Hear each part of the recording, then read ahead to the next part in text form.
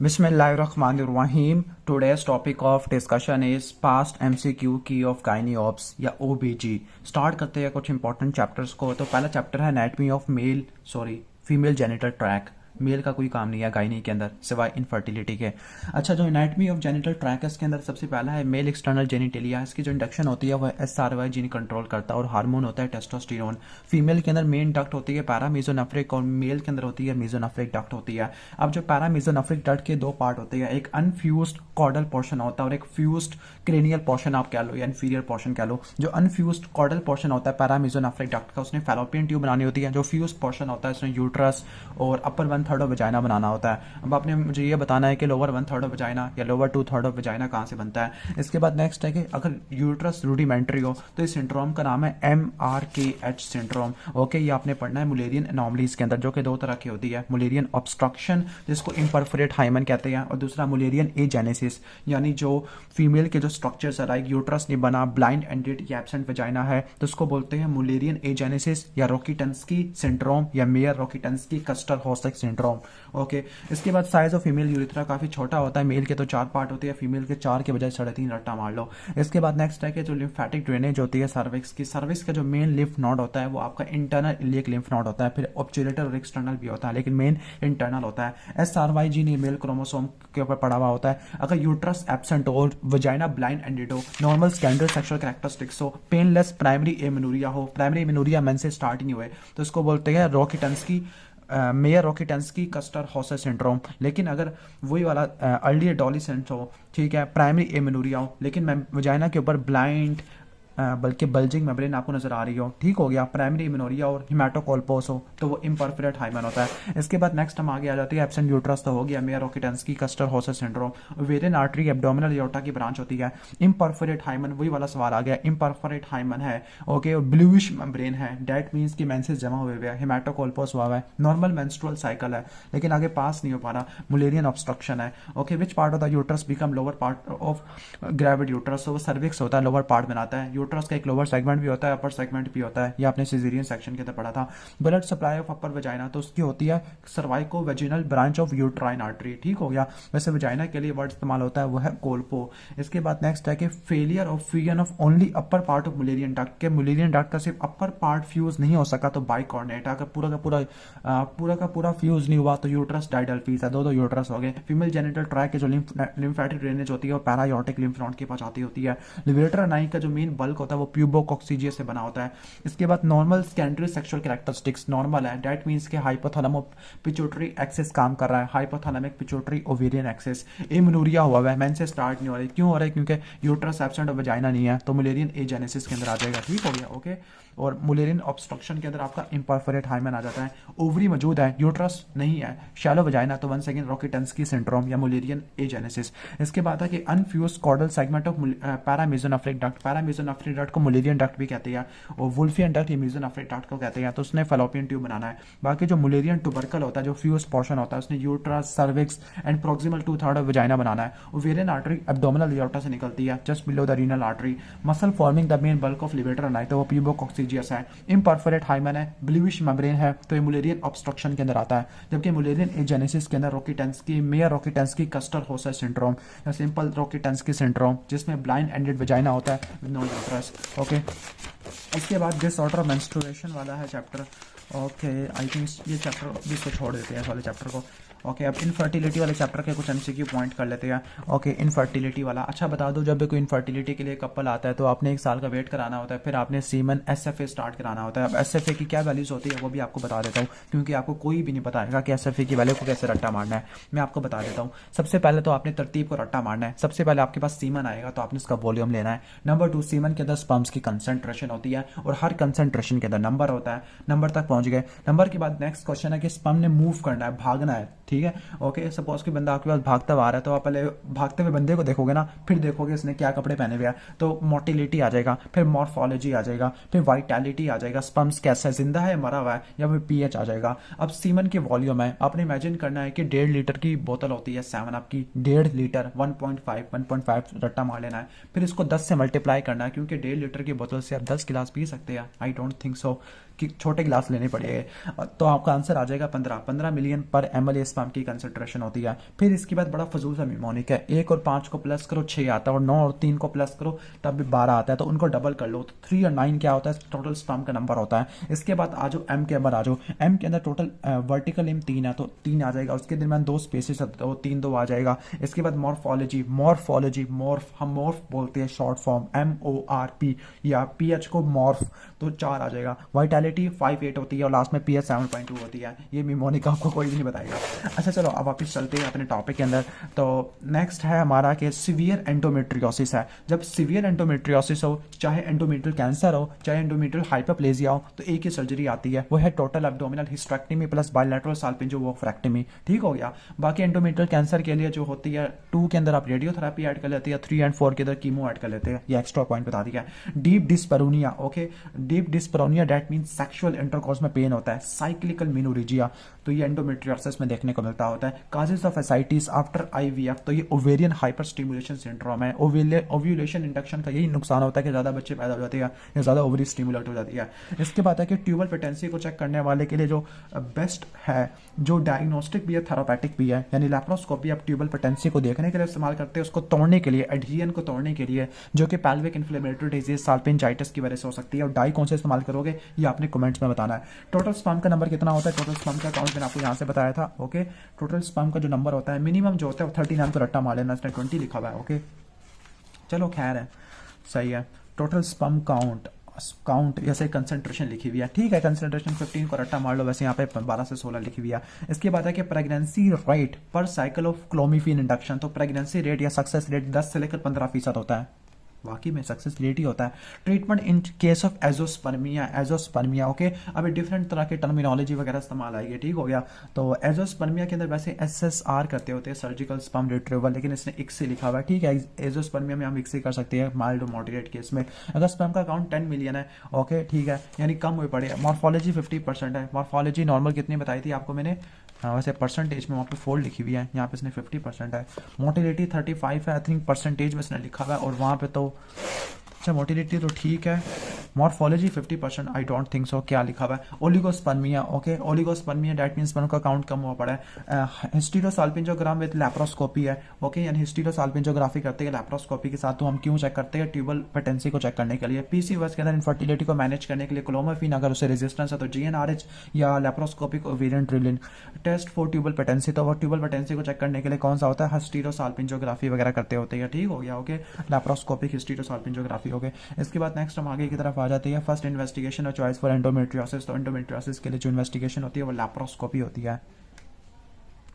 Okay, इसके बाद next question की तरफ आ जाती है। एंडोमेट्रियोसिस के लिए जो इन्वेस्टिगेशन होती है वो लैप्रोस्कोपी होती है। ट्यूबल पेटेंसी वगैरह को चेक करने के लिए लैप्रोस्कोपी होती है।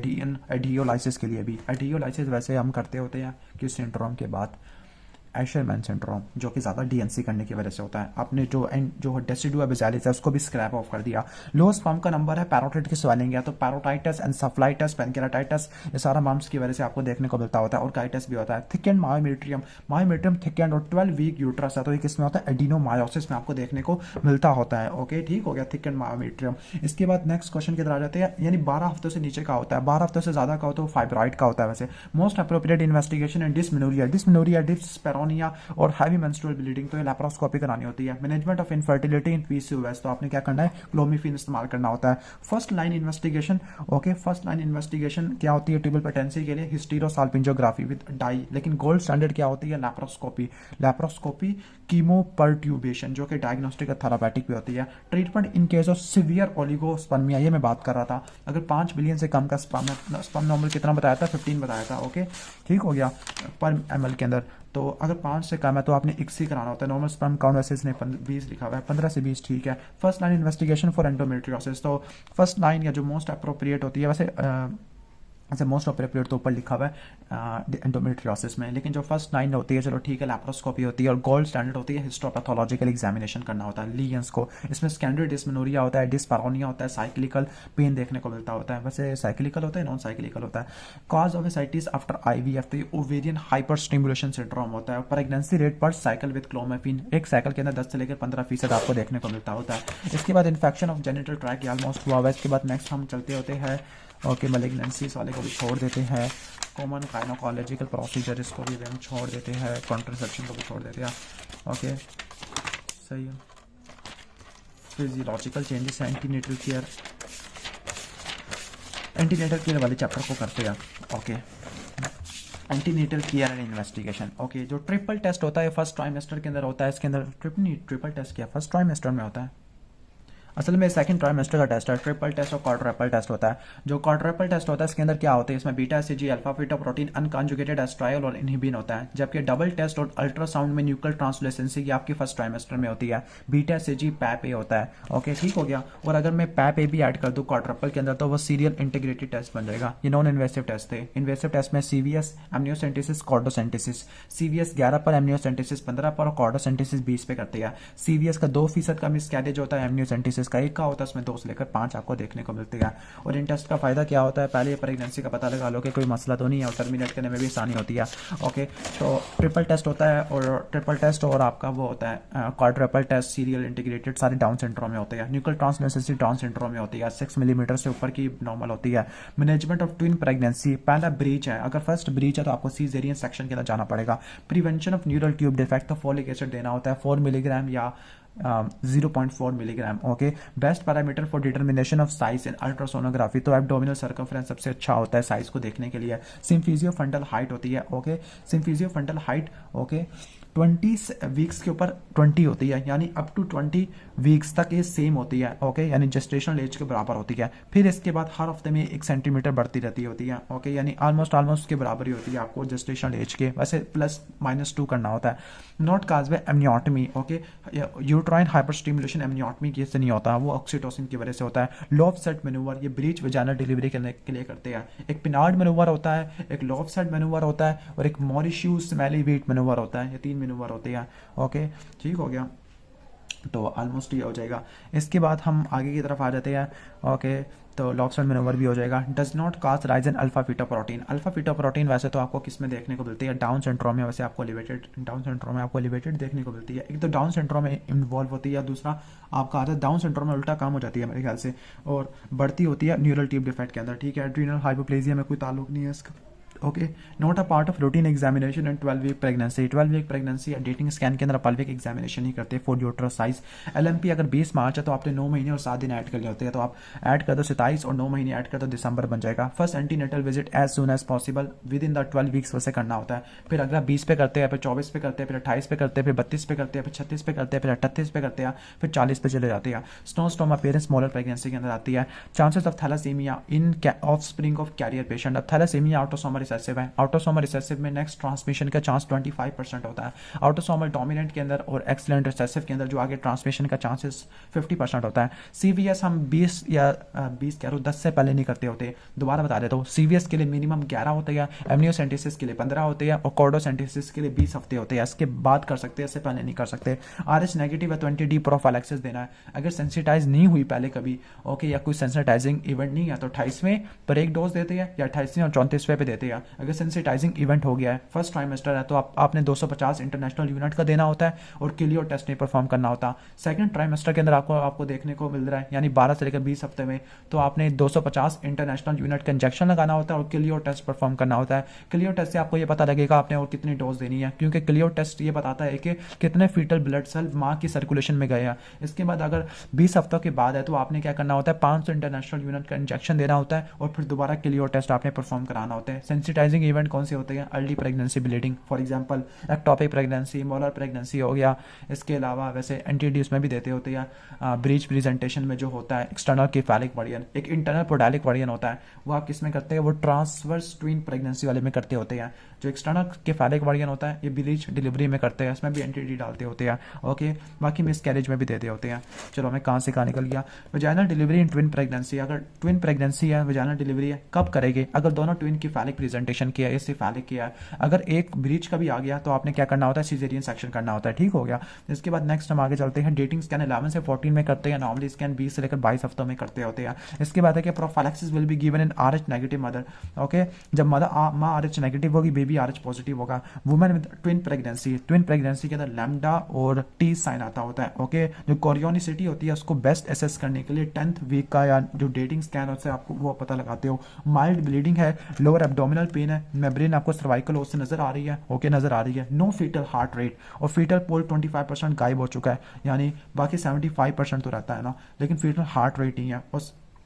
तो ये किस में है, इनकम्प्लीट मिसकैरेज में, जिसमें आपको सर्विकल ओस ओपन मिलता है, जिसमें मेम्ब्रेन भी नजर आ रही है, ओके। RH नेगेटिव मदर है और ब्लड ग्रुप अनमैच हस्बैंड के साथ, तो आपने एंटीडी 28वें हफ्ते पे देना होता है, ओके ठीक है, 28वें और 34वें के अंदर। Incidence of breech presentation at term, तो 3 से लेकर 4 होती है, ओके। कैसे रट्टा मारना है, बी अल्फाबेट में बी आ रहा है ना, बी के बाद क्या आता है 3, और 3 के बाद क्या आता है 4 आता है। पी के लैम्डा साइन आपको डाई कोनियोनिक और डाई एमनियोटिक ट्विन में देखने को मिलता होता है, डाई कोनियोनिक या डाई एमनियोटिक वाले में पी के वो लैम्डा साइन। अल्ट्रासोनोग्राफी और ट्विन प्रेगनेंसी में लैम्डा साइन या पीक साइन या टी साइन देखने को मिलता होता है। अप टू 20 वीक्स के अंदर हम जो डेट ऑफ प्रेगनेंसी के लिए हम अल्ट्रासाउंड इस्तेमाल कर सकते होते हैं, ओके। और साइज को देखने के लिए AC यूज करते हैं, गैस्ट्रोसाइसिस के लिए अल्ट्रासाउंड कराते होते हैं, complication of hyperemesis gravidarum Wernicke's encephalopathy होता है। 11 वीक पे CVS कराते होते हैं। Source to identify bleeding in pregnant mother, one second ultrasound कराएंगे। प्रीवियस मिस कैरेज है तो आपने RH स्टेटस को जरूर चेक करना है फादर का, फिर आपने NTD का इंजेक्शन देना होता है। कॉम्प्लिकेशन ऑफ मल्टीपल प्रेगनेंसी, तो प्री टर्म लेबर हो सकता है। डेटिंग स्कैन 11 से 40 में कराते हैं, नॉर्मली स्कैन 20 से लेकर 22 में कराते हैं, 18 से 22 में सॉरी। ट्विन प्रेगनेंसी और सेकंड ट्विन ट्रांसफर्स है ब्रीच है तो आपने इमरजेंसी C-सेक्शन करना होता है। मिनिमम 5 एंटीनेटल विजिट चाहिए, वैसे मिनिमम 5 अकॉर्डिंग टू WHO। तो एक तो 12 हफ्तों के अंदर यानी 10वें पर एक 20वें में कराएंगे, 24वां उठा दिया, 28वां 36वां और 40वां, तो टोटल हो गया 5, ओके। इसके बाद नेक्स्ट आगे आ जाते हैं chance of fetus developing thalassaemia major, तो वही 25% होता है। Management of breech presentation with no risk factor, तो एक्सटर्नल की फैलिक वर्डियन आपने करना होता है, ओके। और उसकी क्या कॉम्प्लिकेशन होती है, प्लेसेंटल अब्रप्शन, प्रॉम हो सकता है, फीटल ब्रेडिकार्डिया हो सकता है, कॉर्ड एक्सीडेंट हो सकता है, इसके अलावा फीटोमेटर्नल हैमरेज वगैरह भी हो सकता है। Next type of management in patient with twin pregnancy, okay. First deliver हो गया लेकिन सेकंड ट्विन ब्रीच और डिसेलरेशन आ रही है तो इमरजेंसी C-सेक्शन करना होता है। Earliest diagnostic test for Down syndrome, तो वो कौन सा होता है, अर्लीस्ट 11 वीक पे करते हैं, CVS होता है। बेस्ट टेस्ट अराउंड 11 वीक्स, तो वो CVS होता है, कभी भी आपने 10 हफ्तों से पहले नहीं करना होता है। एमनियोसेंटेसिस ये आपका होता है, ओके। 11, 15 और 20 आपने रट्टा मार लेना है, ठीक है। इसके बाद नेक्स्ट है डेटिंग अल्ट्रासाउंड स्कैन 11 to 14 करते होते हैं, नॉर्मली 18 से लेकर 22 पे करते होते हैं, ओके ठीक है। अल्ट्रासाउंड का आपने सबसे पहले देखना होता है। Most common complication of multiple pregnancy, तो वह प्री मेच्योरिटी या प्री टर्म होता है। इसमें पी या लैम्डा साइन आता है जो कि डाइकोनियोनिक डायम्नियोटिक के अंदर होता है। मोनोकोनियोनिक और मोनोअम्नियोटिक के अंदर आपको twin to twin transfusion syndrome, twin anaemia polycythaemia syndrome देखने को मिलता होता है। थैलासीमिया मेजर की जो ट्रांसमिशन होती है वो 25% होता है। न्यूरल ट्यूब डिफेक्ट को प्रिवेंट करने के लिए आपने 0.4 मिलीग्राम आपने देना होता है, ओके। और एंटी एपिलेप्टिक के अंदर आपने 5 मिलीग्राम तक देना होता है। जो अल्फा फीटोप्रोटीन है ये न्यूरल ट्यूब डिफेक्ट की स्क्रीनिंग के लिए इस्तेमाल होता है, यानी न्यूरल ट्यूब डिफेक्ट में बढ़ जाता है, डाउन सिंड्रोम के दर कम हो जाता है। इसके बाद नेक्स्ट है असेसमेंट ऑफ फीटल वेलबींग वाला चैप्टर है, ओके ठीक है। तो इस चैप्टर में आ जाते हैं। नेक्स्ट है फीटल डिमाइस है। ओके शो कौन से जो पैरामीटर होता है फीटल डिमाइस को शो करता होता है, ओलिगोहाइड्रोनिया, जिसकी वजह से पल्मोनरी हाइपोप्लेजिया, पोर्टर सीक्वेंस हो सकता है। लिम्स डिफेक्ट आपको देखने को मिल सकते हैं, लाइक टेलीपीस वाले या कर्व्ड फुट होते हैं। इसके बाद डायलेटेड वेंट्रिकल और इंक्रीज बाइपेराइटल डायमीटर है, तो ये हाइड्रोसेफलस में देखने को मिलता है। हाइड्रोसेफलस, इंट्राक्रेनियल कैल्सिफिकेशन, कोरियोरेटिनाइटिस, ये किस डिजीज का ट्रायड है, ये कॉन्जेनिटल टॉक्सोप्लाज्मोसिस में देखने को मिलता होता है। बायोफिजिकल प्रोफाइल के अंदर 5 चीजें होती है। नंबर 1 नॉन स्ट्रेस CTG होता है। नंबर 2 आपका क्या होता है, नंबर 2 फीटल ब्रीदिंग मूवमेंट होती है, ओके। एक तो सांस लेगा, फिर अपने पट्टों को मूव कराएगा, बॉडी मूवमेंट है, मूव कराने के लिए टोन चाहिए, मसल की टोन और एमनियोटिक फ्लूइड का वॉल्यूम है। अर्ली डिसेलरेशन आती है हेड की कंप्रेशन की वजह से। लेट डिसेलरेशन आती है प्लेसेंटल इंसफिशिएंसी की वजह से। जो वेरिएबल आती है वो कॉर्ड कंप्रेशन की वजह से आती है। सिमेट्रिकल IUGR, जिसमें हेड और बॉडी दोनों की लो ग्रोथ होगी, दोनों का दोनों साइज होगा। पेरीनेटल मोर्टेलिटी रेट में क्या होता है, 20वें हफ्ते से लेकर 7वें दिन तक पैदाइश की बात। Delay in removal of fluid from alveoli, तो उसकी वजह से क्या होगा, ट्रांसिएंट टैकेपनी ऑफ न्यूबॉर्न होगा। Not a function of amniotic fluid, तो किडनी की डेवलपमेंट एमनियोटिक फ्लूइड की जिम्मे नहीं होती। पॉलीहाइड्रोनियास इज नॉट एसोसिएटेड विद, तो वो ओलिगो होता है, पोली नहीं होता, okay. Most common congenital anomaly, तो कॉन्जेनिटल हार्ट डिजीज होती है, ओके ठीक है। पेटेंट डक्टस आर्टरियोसिस, जो डक्टस आर्टरियोसिस होता है फंक्शनली कुछ ही देर में बंद हो जाता है। एनाटॉमी के लिए 3 से 4 हफ्ते लेता होता है। Not a feature of reactive CTG या नॉर्मल जो CTG होती है इसमें एक डिसेलरेशन नहीं आती। नॉर्मल CTG में 110 से 160 की बीट्स पर मिनट होती है, ओके इसके अलावा आपको 10 से 25 की आपको देखने को मिलती है बेस लाइन वेरिएबिलिटी। ओके, एक या एक से ज़्यादा एक्सेलरेशन आपको देखने को मिलती है 20 से लेकर 30 मिनट के अंदर, कोई डिसेलरेशन नहीं मिलती होती। Okay, not a method of assessing fetal growth. Fetal growth के लिए एमनियोटिक फ्लूइड वॉल्यूम नहीं होता। Does not cause fetal tachycardia. Tachycardia hydrocephalus की वजह से नहीं होता। 30 वीक्स अल्ट्रासोनोग्राम फीटल वेलबींग को चेक करने के लिए इस्तेमाल होती है। एपगार स्कोर बर्थ के बाद 1 और 5 मिनट पे चेक करते हैं। Appearance, pulse, grimace, activity, respiration. इसके बाद नेक्स्ट है 7 वीक प्रेग्नेंट फीमेल है, लोअर एब्डोमिनल पेन है। ओके, लोअर एब्डोमिनल पेन है 7 वीक की है, यानी अर्ली प्रेगनेंसी के अंदर एब्डोमिनल पेन है। फीटल कार्डिक एक्टिविटी को देखने के लिए अल्ट्रासाउंड कराना होता है। ठीक हो गया, क्योंकि 6 हफ्ते के बाद आना शुरू हो जाती है। CTG with acceleration, that means fetus बिल्कुल ठीक ठाक है। बायोफिजिकल प्रोफाइल में वही 5 चीजें होती है। नॉन स्ट्रेस सीटीजी आ जाएगा, ब्रीदिंग मूवमेंट आ जाएगा, बॉडी मूवमेंट आ जाएगा, मसल के टोन आ जाती है। उसके अलावा लास्ट में क्या आ जाता है, एमनियोटिक फ्लूइड वॉल्यूम आ जाता है। एमनियोटिक फ्लूइड वॉल्यूम को देखने के लिए मीन वर्टिकल पूल होता है और इसके अलावा एमनियोटिक फ्लूइड इंडेक्स होता है। मीन वर्टिकल पूल रट्टा मार लो, 2 से कम हो तो वह ओलिगो होता है, 8 से ज्यादा हो तो वो कौन सा होता है, पोली होता है। या फिर एमनियोटिक फ्लूइड इंडेक्स अगर 5 या 10, वैसे 10 को रट्टा मान लो, अगर 10 से कम हो तो ओलिगो होता है, 25 से ज्यादा हो पॉलीहाइड्रोमियास होता है। इसके बाद नेक्स्ट हम आगे चलते हैं, management of patent ductus आर्टरियोसिस। Ductus को बंद करने के लिए इंडोमेथासिन देती है, खोलने के लिए अल्प्रोस्टाडिल देती होती है। खोलते हुए क्यों है, राइट टू लेफ्ट शंट के अंदर खोलते होते हैं। Resuscitation is required when normal fetal heart rate 60 से कम गिर गया है, वैसे 110 से नीचे आ जाए तो वो ब्रेडिकार्डिया होता है। Cause of oligohydramnios, renal agenesis, urinary tract obstruction की वजह से, एंडोमेथासिन की वजह से, प्रोम की वजह से, इन सब की वजह से आ सकता है। अर्ली न्यूनेटल डेथ के अंदर जो कि फर्स्ट वीक के अंदर होती है, जो लेट होती है वो 7 से लेकर 28 डेज तक होती है। पॉलीहाइड्रोमियास इन डायबिटिक, जो पॉलीहाइड्रोमियास होते हैं डायबिटिक में, वो न्यूरल ट्यूब डिफेक्ट वगैरह करवा देती होती है। बाकी क्या काज होती है, पॉलीहाइड्रोमियास होता है। इसके अलावा इसोफेजियल एट्रेसिया होता है, नॉन-कैफली की वजह से आपको पॉलीहाइड्रोमियास देखने को मिल सकता है। पेरिनेटल मोर्टालिटी रेट तो आ जाएगा कि आपने लाइफ स्टिल बर्थ और अर्ली न्यूनेटल डेथ को आपने लेना होता है।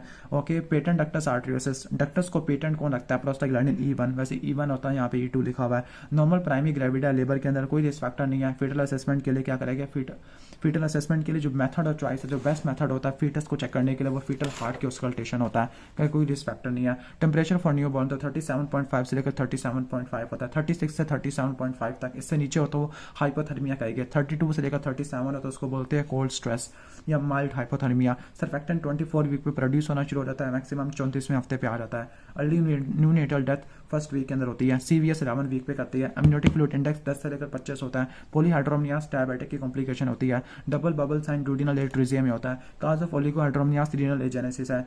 Okay, total perinatal mortality rate के नीचे टोटल बर्थ आता होता है। Increasing abdominal diameter of baby, तो वो फीटल हाइड्रोस में आपको देखने को मिलता है। Twin to twin transfusion syndrome. For age estimation after CRL के बाद हेड सर्कमफ्रेंस और जो बेस्ट होती है वो एब्डोमिनल सर्कमफ्रेंस होती है। Double bubble sign duodenal atresia में आता है। Number of death of neonate, तो ये न्यूनेट डेथ रेट आ जाएगा। Best treatment option for anencephaly, तो आपने प्रेगनेंसी को टर्मिनेट करा देना है। Prevention of anorexia in fetus. Okay, तो एनोरेक्सिया को प्रिवेंट कौन करता है, HBF करता होता है। 41 वीक बेबी में बॉन्डिंग साइन मीकोनियम स्टेनिंग होती है। आफ्टर डिलीवरी बेबी येलोइश हो गया है, बिलिरुबिन 6 मिलीग्राम है, तो ये फिजियोलॉजिकल जॉन्डिस होता है। एक्सेलरेशन रिएक्टिव सीटीजी में होती है। Okay, accurate age measurement in third trimester के अंदर जो बेस्ट होती है वो फीमेल लेंथ होती है। Best way to assess fetal wellbeing, तो वो बायोफिजिकल प्रोफाइल होता है, बेस्ट यही होता है। वैसे फीटल ऑस्कल्टेशन भी आ जाती है। फीटल कार्डिक एब्नॉर्मैलिटी स्कैनिंग के लिए फीटल इकोकार्डियोग्राफी होती है। HbF और HbA की रेशो एट ट्रम तो 80:20 होती है, 4 गुना ज्यादा होता है। बायोफिजिकल प्रोफाइल छोड़ो उसको। Okay, chances of recurrence of spina bifida तो 1/100 होते हैं। एग्जैक्ट आंसर 4% है, लेकिन 1/100 होता है। 4% या 1% रट्टा मार लो। ओके, CRL फर्स्ट ट्राइमेस्टर के अंदर CRL होती है, फिर इसके बाद फीमेल लेंथ लेते होते हैं थर्ड ट्राइमेस्टर के अंदर। ठीक हो गया। इसके बाद नेक्स्ट है कि best way to assess fetal wellbeing. Fetal wellbeing के लिए जो बेस्ट मेथड है वो बायोफिजिकल प्रोफाइल होता है, क्योंकि इसमें CTG भी आ जाती है ड्यूरिंग लेबर। लेकिन ड्यूरिंग लेबर अगर आ जाए तो आपने लिखना है सिर्फ CTG, लेकिन अगर सिंपल आ जाए, प्रेगनेंसी में आ जाए, तो आपने बायोफिजिकल प्रोफाइल है। Overall best way to assess age on ultrasound, अभी रट्टा मार लो सारे पैरामीटर को। बेस्ट जो पैरामीटर है वो CRL है, crown rump length.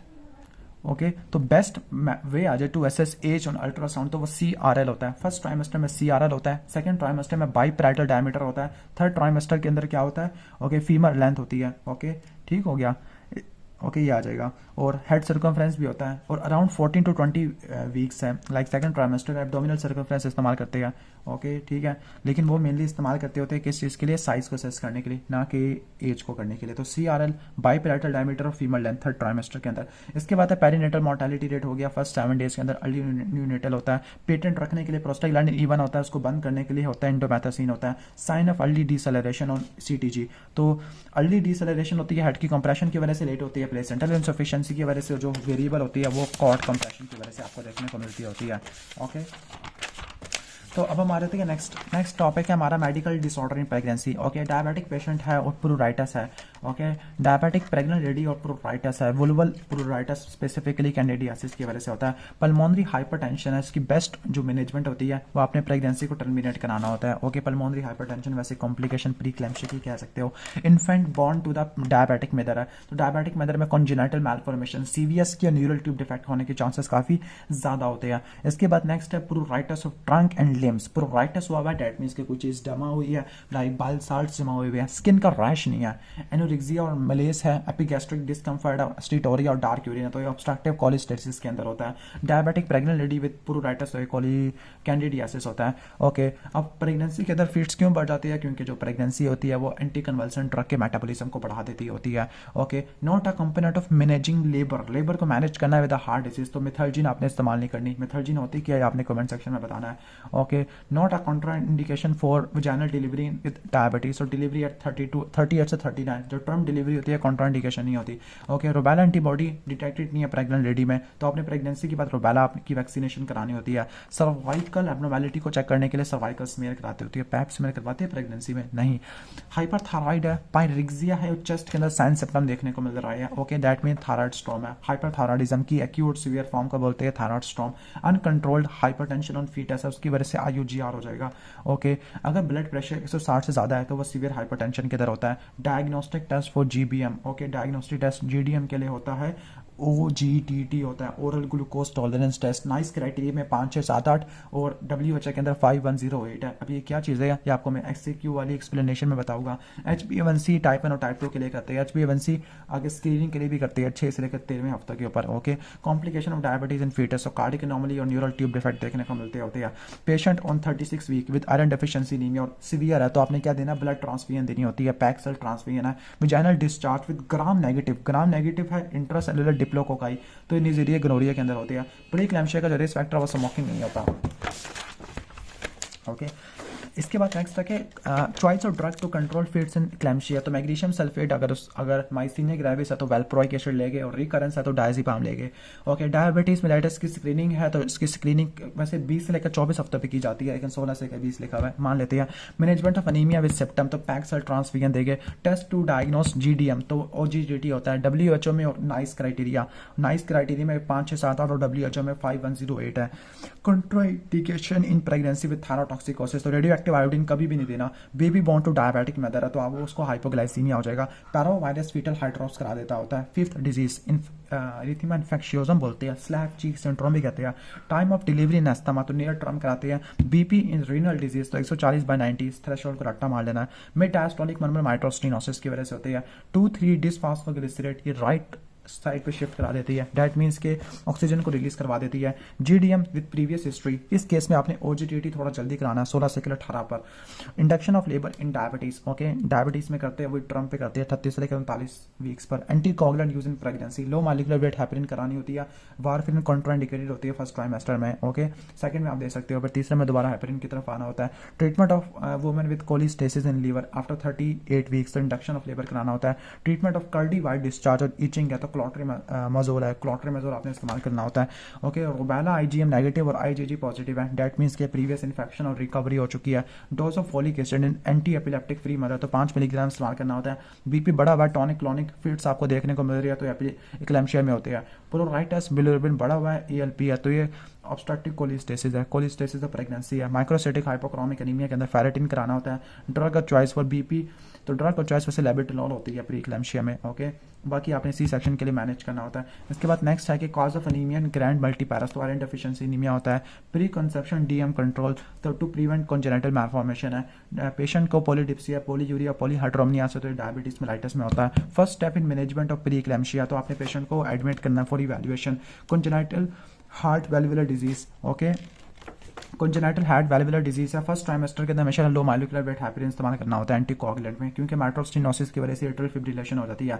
Risk factor for pre-eclampsia, multiple pregnancy या प्रीवियस हिस्ट्री होती है। सिम्फिजियो फंडल हाइट बड़ी है for a given gestational age, तो आप पॉलीहाइड्रोमनियास है तो आपने डायबिटीज को चेक करना होता है। स्क्रीनिंग फॉर जीडीएम, तो स्क्रीनिंग के लिए और डायग्नोस्टिक के लिए ओजीटीटी लिखा हुआ है। इसके बाद नेक्स्ट है डायग्नोस्टिक टेस्ट फॉर जीडीएम, तो ओजीटीटी होता है। 75 ग्राम ग्लूकोज देते होते हैं 16 से लेकर 20 पर, और रिपीट करते हैं 24 से लेकर 28 पर, ओके, अगर टेस्ट नॉर्मल आया। स्क्रीनिंग, ओके, स्क्रीनिंग टेस्ट के लिए 50 ग्राम, ओके, डिफरेंस दोनों का देख लो, ओजी, ओके, OGCT लिखा है, ओरल ग्लूकोज टॉलरेंस टेस्ट और oral glucose challenge test, okay, तो ये 50 ग्राम का होता है, ओके। काज ऑफ जीडीएम, तो इंसुलिन रेजिस्टेंस होता है। अगर डायबिटीज कंट्रोल है तो आपने लेबर को इंड्यूस करना होता है 38 से 39 वीक पर। Most common complication cardiac anomalies होती है। Treatment for iron deficiency anaemia, अगर HB7 से कम है तो पैक्सल ट्रांसफ्यूजन देके सीरम फेरेटिन लेवल चेक कराएंगे। प्री क्लैम्शिया के लिए जो डेफिनेटिव इन्वेस्टिगेशन होती है वो क्या होती है, लाइक ब्लड वीएन प्रोटीन यूरिया के लिए आपने प्रेगनेंसी को टर्मिनेट करना होता है। ट्रीटमेंट प्रेगनेंसी को टर्मिनेट करना होता है, डिलीवरी करनी होती है। स्मोकिंग इसका रिस्क फैक्टर नहीं होता। इक्लैम्शिया के अंदर आपने फिट्स को कंट्रोल करना होता है। मैग्नीशियम देना होता है, 4 ग्राम लेडलिंग डोज होती है, 1 ग्राम मेंटेनेंस डोज होती है। अगर पॉइजनिंग आ जाए तो आपने क्या देना होता है, 10% 10 ml कैल्शियम ग्लूकोनेट देना होता है। Anticoagulant of choice in pregnancy low molecular weight heparin होती है। अगर डिरेंज LFT है प्रेगनेंसी में तो उसको बोलते हैं ऑब्स्ट्रक्टिव कोलिस्टेसिस। इसके बाद नेक्स्ट चैप्टर है, ओके, लास्ट चैप्टर है, बाकी जो लेबर वाला है उसको भी छोड़ देते हैं, ओके। तो लास्ट चैप्टर हमारा ये वाला है इमरजेंसी एंड पोस्टपार्टम। तो जो वुडी हार्ट यूट्रस होता है, हार्ट टेंडर यूट्रस होता है, पेनफुल वजाइनल ब्लीडिंग होती है, हाइपोवोलिमिक शॉक वाले फीचर होते हैं, ओके। प्लेसेंटल अब्रप्शन में होता है। प्लेसेंटल अब्रप्शन के कॉजेस क्या होते हैं, ट्रॉमा की वजह से, स्मोकिंग की वजह से, कोकीन की वजह से, हाइपरटेंशन की वजह से हो सकता है। फिर से क्लैम्शिया में आती है। Complication of previous C section, तो यूट्राइन रप्चर हो सकता है, खासतौर पर वी बैक अगर परफॉर्म कराई है, ओके, या फिर क्या हो सकता है, प्रीवियस सी सेक्शन की वजह से प्लेसेंटा प्रीविया हो सकता है। पोस्टपार्टम डिप्रेशन में जो डिप्रेशन होते हैं ये अराउंड 6 वीक्स पे आपको देखने को मिलते हैं डिप्रेसिव सिम्टम्स, ओके। की हार्मोन ऑफ लैक्टेशन तो वो प्रोलैक्टिन होता है। MMR पाकिस्तान के अंदर 178 है। ट्रीटमेंट ऑफ ब्रेस्ट एब्सेस, तो इंसिजन ड्रेनेज आपने करनी है। इसके बाद नेक्स्ट है वाजा प्रीविया। वाजा प्रीविया फ्रेश ब्लीडिंग कराता है, फीटस के लिए ज़्यादा नुकसान देगा, APH के अंदर आता है, पेनलेस ब्लीडिंग होती है। 5% वुमेन एट 20 वीक्स और लो लाइंग प्लेसेंटा हो सकता है नॉर्मली स्कैन के अंदर, ठीक हो गया। तो ये प्लेसेंटा प्रीविया का बता रहे हैं 5%। अब गाइनी ऑप्स के अंदर वैल्यूज वाला इनको रट्टा मारना बड़ा साफ काम है। Most effective method of prevention of breast engorgement, तो क्या करना है, ओके, बेबी को इजी एक्सेस प्रोवाइड करना है ब्रेस्ट तक, ताकि ब्रेस्ट की इनगॉर्जमेंट कम से कम हो, ओके। सिम्पटम ऑफ पुरपुरियल साइकोसिस, तो इसके अंदर क्या होता है, डिल्यूजन, हैलुसिनेशन, कन्फ्यूजन देखने को मिलती है, थॉट्स ऑफ सेल्फ हार्म आती है, ओके। पुरपोरियम क्या होता है, इसको उर्दू में छिला कहते हैं, ओके। 6 वीक पीरियड होता है after following the completion of 3rd stage of labour है। इंसिडेंस ऑफ पोस्टपार्टम डिप्रेशन ये 10 से लेकर 15% है, इसको देख लो। एडवांसमेंट ऑफ ब्रेस्ट फीडिंग होती है, नाइट टेम्परेचर पे करते होती है, ओके, और चीपर होता है, ओके। इसके बाद नेक्स्ट है, सॉरी, नाइट टेम्परेचर कह रहा हूँ, जो राइट टेम्परेचर पे होता है और ये चीपर होता है फार्मूला मिल्क से। Most common cause of maternal mortality, तो वो PPH होता है, और सेरिब्रल हैमरेज आपको और स्ट्रोक आपको देखने को मिलता है क्लैम्शिया, प्री क्लैम्शिया की वजह से। हेयर लॉस आफ्टर डिलीवरी, वैसे मेरा तो अभी भी हो रहा है, ओके। आई थिंक हम जल्दी इसको फिनिश करते हैं, मेरे मोबाइल की बैटरी खत्म हो रही है। जो एलोपेशिया होता है फिजियोलॉजिकल होता है, इसके लिए टिलोजन इफ्लूवम इस्तेमाल करना होता है। Contraindication to vaginal examination, placenta praevia, digital vaginal examination कभी भी नहीं करना प्रीविया के अंदर। ऑफेंसिव लूचिया, पर लूचिया रूबरा, लूचिया सिरोजा, लूचिया एल्बा, ये तरतीब रट्टा मारनी है। पायरेक्सिया बुखार हुआ है, लूचिया डिस्चार्ज होती है, full smelling discharge after delivery, तो ये पोस्टपार्टम एंडोमेट्रियाटिस या पोस्टपार्टम पुरपुरियल साइकोसिस हो गया। कॉजेटिव एजेंट ऑफ मास्टाइटिस स्टेफोरियस होता है, इसके लिए फ्लोक्लोक्सासिलिन इस्तेमाल करनी होती है। पोस्टपार्टम है, मूड डिप्रेस हुआ है, डिक्रीज एपिटाइट है आफ्टर डिलीवरी टू 10 डेज, तो ये 2 हफ्तों के अंदर आपको देखने को मिलता है पोस्ट, ओके। वैसे ये पोस्टपार्टम ब्लूज है, okay. Most common cause of maternal mortality PPH होती है। Drug of choice in uterine atony oxytocin होती है, okay. Risk in patient of multigravida with transverse lie. तो ट्रांसवर्स लाई के अंदर क्या होता है, और मल्टी ग्रेविडा तो कॉर्ड प्रोलैप्स होता है, कॉर्ड प्रोलैप्स पॉलीहाइड्रोमियास में भी होता है। After delivery retained product of conception है, तो एंटीबायोटिक कवरेज देनी और डीएनसी आपने करना होता है। 10 स्टेंटर एब्डोमेन है, पेनफुल ब्लीडिंग है, फीटल हार्ट साउंड नहीं सुनाई दे रही, तो ये प्लेसेंटल अब्रप्शन में होता है। प्रीवियस सी सेक्शन का स्कार है तो यूट्रस रप्चर हो सकता है। रूबिन मनोवर सुप्रा प्यूबिक मनोवर ये शोल्डर डिस्टोशिया के लिए करते हैं। अगर फेल हो गया तो पोस्टीरियर आर्म डिलीवरी करानी है। मैटरनल मोर्टालिटी पाकिस्तान में 178 होता है। After delivery retained product of conception है, तो 24 घंटों की एंटीबायोटिक देनी और डीएनसी करना है। लूचिया रूब्रा ओके रेड होता है ड्यू टू ब्लड होता है। प्रीवियस सी सेक्शन स्कार टेंडनेस है तो यूट्रन रप्चर हो सकता है। ट्रीटमेंट ऑफ मास्टाइटिस फ्लूक्लॉक्सासिलिन देनी, एंटीबायोटिक देनी, एनाल्जेसिक देनी होती है। रूबिन मनोवर जब सुप्रा प्यूबिक प्रेशर फेल हो जाए तो शोल्डर डिस्टोशिया के लिए। पोस्टीरियर ऑन डिलीवरी जब रूबिन मनोवर भी फेल हो जाए। डिनोमिनेटर ऑफ एमएमआर 1 लाख होता है, 178 होता है पाकिस्तान में। यूट्रस वापस आ जाए तो यह नॉर्मल साइज में 14 डेज के अंदर। Okay definition of secondary PPH, तो ये 24 घंटों से लेकर 6 हफ्तों तक होता है। First step of management off shoulder dystocia, पहले मैक्रोबर्ट्स मनोवर होता है, वैसे मिमोनिक है helper call for help episiotomy होता है, लेग्स इनटू मैक्रोबर्ट पोजीशन आती है। सुप्रा प्यूबिक प्रेशर आपको देखने को मिलता है। ई से एंटर पेल्विस होता है जिसमें रूबिन 2 आ जाएगा, wood screw reverse wood screw आ जाएगा। इसके अलावा roll over to the four limbs आ जाएगा। ओके जावानिलाली आ जाएगा, सिम्फियोटमी आ जाएगा, क्लीटोटमी आ जाएगा, ये सब चीज़ें आ जाएगी।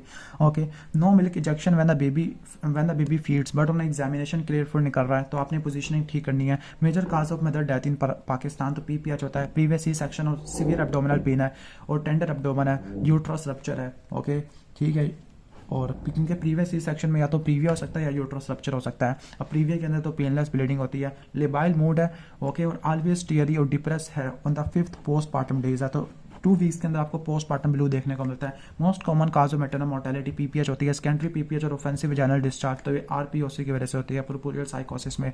सेकेंडरी पोस्टमार्टम हैमरेज है आफ्टर 24 आवर्स से लेकर 6 वीक्स तक होता है। मदर इज क्राइंग, उसका बेबी में इंटरेस्ट ही खत्म हो गया है, तो पोस्टमार्टम डिप्रेशन है। ओके ठीक है, तो इन तीनों चीज़ों को देख लो आप। ओके मूड लेबाइल है और ऑलवेज टीयरी, हमेशा ही रोती रहती है।